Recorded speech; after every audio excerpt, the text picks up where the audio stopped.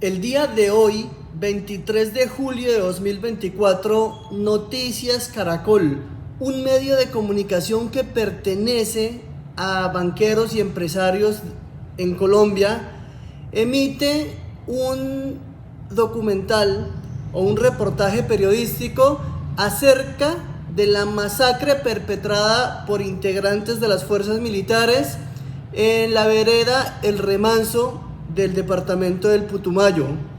Es un documental de Noticias Caracol, no lo financia una ONG, no lo financian fuerzas de la izquierda, no señores, es Caracol y muestra una verdad dolorosa para el país, que las fuerzas militares, lideradas por los gobiernos de la derecha hasta el gobierno de Iván Duque, perpetraron falsos positivos, asesinaron a los hijos del pueblo colombiano.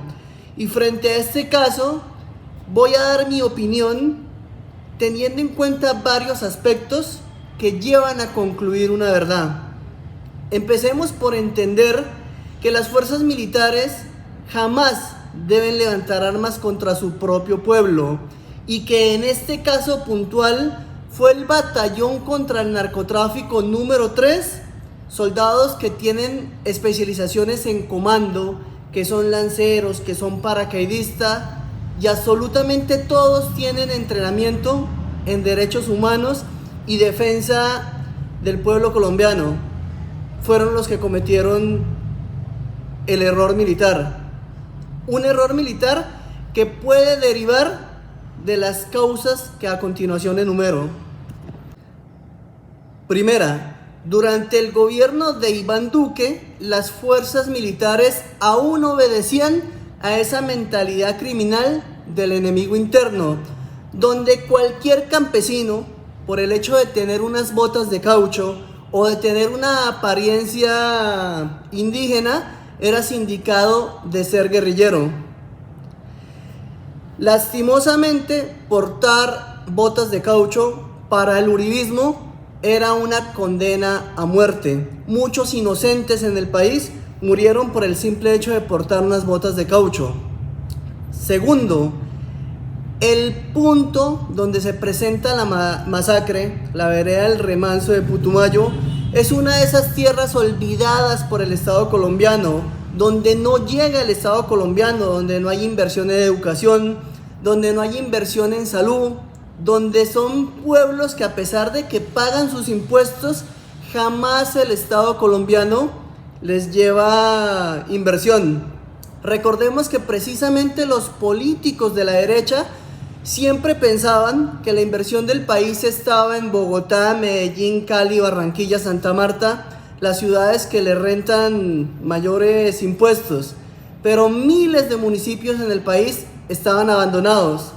Ese bazar era organizado por las mingas indígenas con el fin de obtener recursos para construir una placahuella que le dé bienestar a la sociedad. Ese era el objetivo de recolección de fondos de ese bazar. Y hay que tener en cuenta que en una tierra donde el Ejército Nacional hace presencia una vez cada 5 años, constantemente quienes sí hacen presencia son los grupos alzados en armas que se lucran de las rentas del narcotráfico. Pues sí, señores, en medio de la población civil que adelantaba su bazar, llegó quienes ejercen el control territorial, las disidencias de las FARC, a departir en medio de esos civiles. Y es por eso que se deriva el error militar, porque en medio de los civiles que se presentan como víctimas colaterales, mueren también estos guerrilleros. Los guerrilleros utilizan como escudo en muchas ocasiones a la población civil, pero estamos hablando de tropas entrenadas, de tropas capacitadas, de tropas que saben en qué momento pueden o no abrir fuego, de tropas que tienen conocimiento del principio de distinción militar y de uso racional de la fuerza. Esta operación es todo menos una operación enmarcada en los derechos humanos, porque recordemos que de 20 víctimas mortales que presentaron el gobierno de Iván Duque, 8 eran guerrilleros y 12 miembros de la población civil cayeron como víctimas, inocentes, campesinos, jóvenes que vivían en esa vereda. Este es un caso donde el gobierno Duque no ha pedido perdón, no ha asumido su responsabilidad, pero donde la justicia colombiana, por intermedio de la fiscalía, hoy tiene detenidos a 24 militares. 24 militares que están asumiendo la responsabilidad penal de ese caso.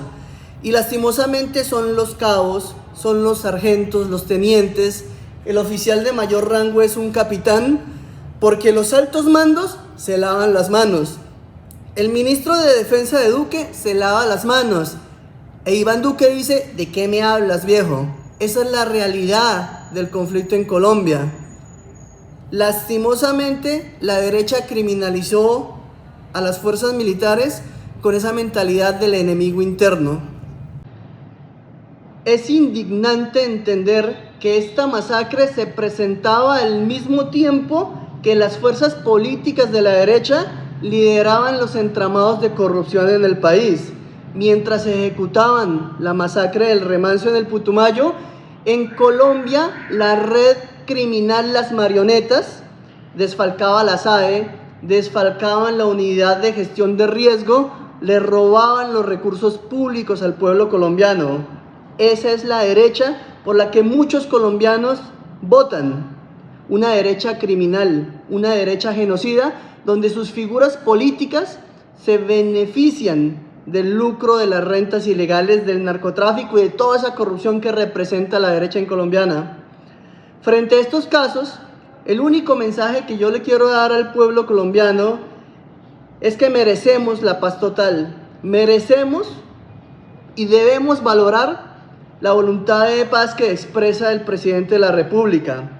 El conflicto tiene que terminar en una mesa de diálogos, porque es absurdo seguir peleando para los intereses de políticos y de criminales. Señores, yo que fui militar, que actualmente estoy viviendo ya de un sueldo de retiro que me dan por mi actividad militar, se los digo sinceramente, tengo 3 hijos varones y ninguno de mis hijos le voy a permitir prestar el servicio en las condiciones actuales en las que se vive el conflicto. Y tengo mi razón.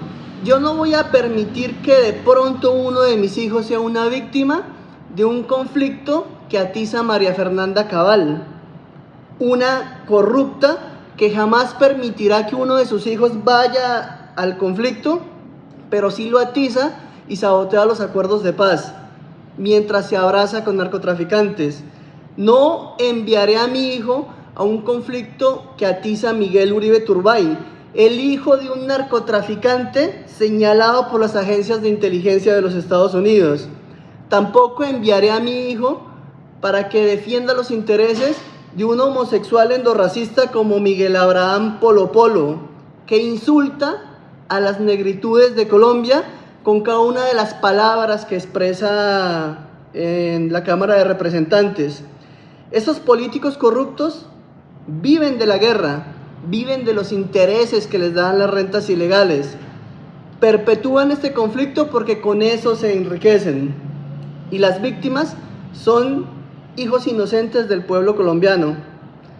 Colombia, sensatez, esto tiene que cambiar. Los colombianos merecemos la paz, merecemos un mejor estado, una Colombia libre de conflicto, donde tengamos un desarrollo económico y social.